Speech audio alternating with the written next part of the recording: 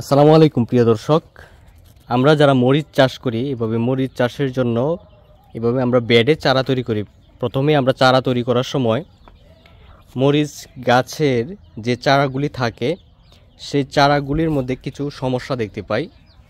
সেগুলোর মধ্যে প্রথমেই যে সমস্যাটি আমরা দেখি, এক নম্বর যে সমস্যাটি থাকে সেটি হচ্ছে মরিচের গোড়া পচন, এবং গোড়া পচার পাশাপাশি যে সমস্যাটি আমরা দেখতে পাই, দেখা যায় যে এরকমভাবে আমরা একটু ক্লোজে নিয়ে দেখাচ্ছি,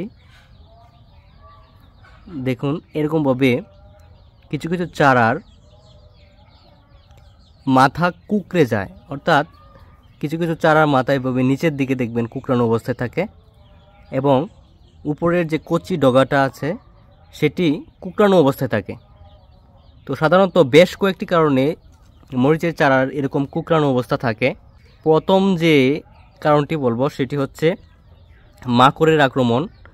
2 নম্বর যে সমস্যাটি থাকে সেটি হচ্ছে ভাইরাসজনিত কারণ।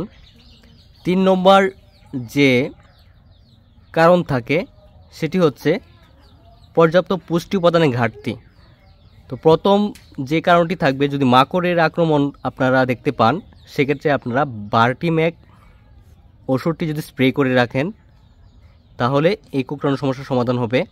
দ্বিতীয়ত যে সমস্যাটি বলেছিলাম সেটি হচ্ছে ভাইরাসজনিত কারণ। তো ভাইরাস সাধারণত ছড়িয়ে থাকে ভাইরাস বাহক পোকা, যেমন সাদামাছি, জাপ পোকা। তো সাদামাছি, জাপ পোকার আক্রমণ থাকলে আপনারা সপ্তাহে অন্তত একবার ইমিডাক্লোরোবিড গ্রুপের কীটনাশক যেমন টিডো, অ্যাডমায়ার, ইমিটাফ এগুলো স্প্রে করে রাখলে এই মরিচের কুঁকড়ানো সমস্যাটি সমাধান হবে।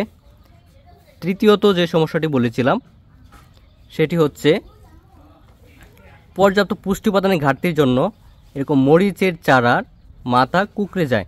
তো পর্যাপ্ত পুষ্টি উপাদানের ঘাটতি, যদি বোরন সারের ঘাটতি থাকে সেক্ষেত্রে আপনারা অবশ্যই বোরন, নাফকো কোম্পানির বোরন পাওয়া যায় বা বিভিন্ন বোরন পাওয়া যায়, সেই বোরন স্প্রে করতে পারেন অথবা চারার গোড়ায় ছিটিয়ে দিতে পারেন। সেক্ষেত্রে কিন্তু এরকম মরিচের মাথা যে অগ্রভাগ সেই কুঁকড়ানো অবস্থাটি বন্ধ হয়ে যাবে এবং চারাগুলো সুস্থ সবল থাকবে।